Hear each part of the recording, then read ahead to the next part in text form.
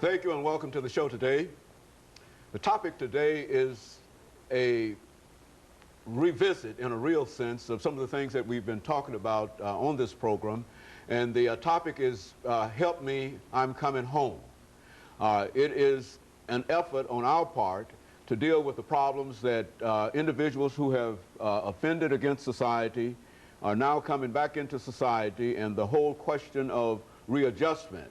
And so the essence of what we will talk about will come from Pastor KWalker.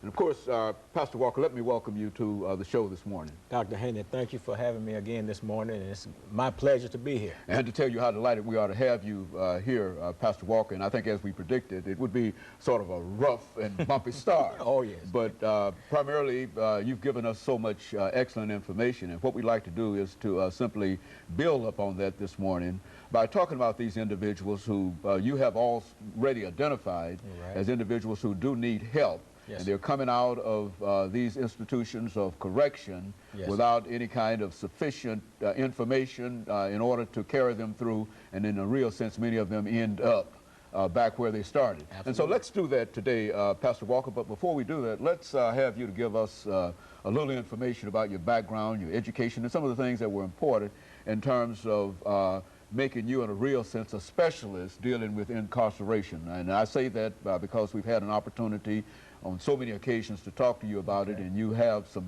real information in reference to this question. Okay. Well, Dr. Haney, I'm KWalker. I'm the pastor of the Hands of God Christian Church. I'm also the founder of the Hands of God Recovery Ministries here in Nashville. I was born and raised here in Nashville, educated in the public school systems, didn't graduate. Actually ended up getting a GED through OIC some years after I had attended the Navy and went to the Navy and got out of the Navy. Did a few college studies at Tennessee State, did some studies while I was incarcerated through Tribeca East Campus Prison Program. Don't have a degree in any particular field, but I got a measure of knowledge of a lot of different things, especially concerning important issues that we face in life on a daily basis. And that's why I'm here today. I spent time in active drug addiction for 17 years of my life. I've been in active recovery process for almost 20 years, and I'll be 20 years this year. And of course, I've worked in treatment field with the Samaritan Recovery Community. I worked there for 12 years. And of course, from there, with all the collective information and knowledge that I have been able to go forward and form this ministry called the Hands of God Recovery Ministries, in which we utilize to work with individuals that are coming out of the prison system, trying to make that adjustment back into society, as well as others that maybe may have not experienced crime or anything, but just homelessness or drug addiction and things like that, and trying to actually give them a new start in life. And that's what we're all about. You know, Pastor Walker, I think on a number of occasions you've talked about individuals who, in a real sense, once they become incarcerated, we almost forget them. I think you said that we follow them up to the prison gate, and then after that you don't hear anything else about them. And so this is but now tell us and identify for us today the individuals that are incarcerated, which is to say, give us some kind of figures and some kind of information in reference to individuals who are incarcerated and the parole system that they have to face in order to come out so that they might be readjusted. I haven't looked at the stats, the TDOC stats, the Tennessee Department of Corrections stats, in terms of how many individuals are currently incarcerated in our system.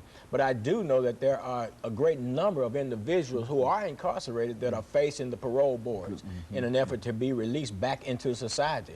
I do understand and do know that 90-something% of those people incarcerated will re-enter society.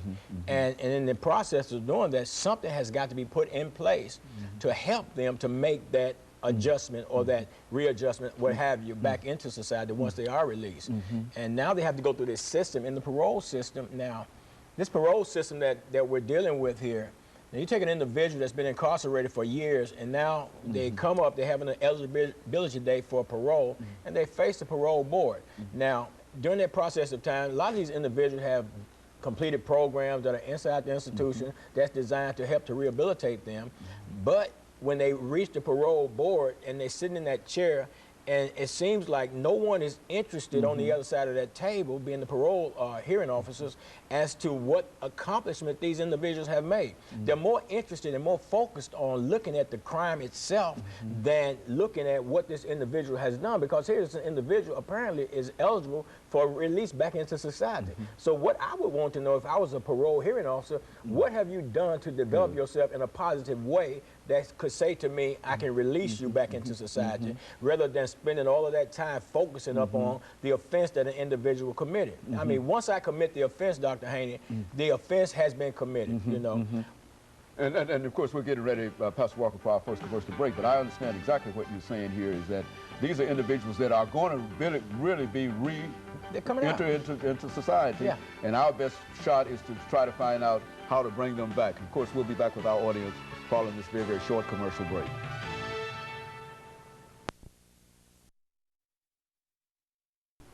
The topic is